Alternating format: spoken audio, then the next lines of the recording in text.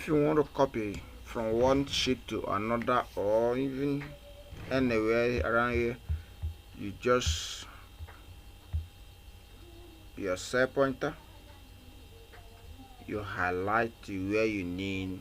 I'm okay with this place. You come up here, home, you say copy, you add a new sheet, just a new sheet, that plus sign, you click. Now you place it here.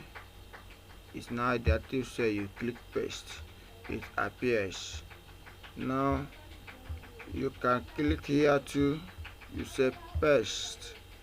This will be here until you say enter key. You press your enter key, you can see it's no longer active. You could also cut.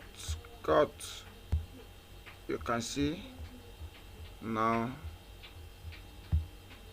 You click paste, it moves, so that changes direction. Always remember that. Cut, paste, so it's no longer here. So that is the work. Cut and paste and copy and paste, they are in the same, so always remember. So you can increase the fonts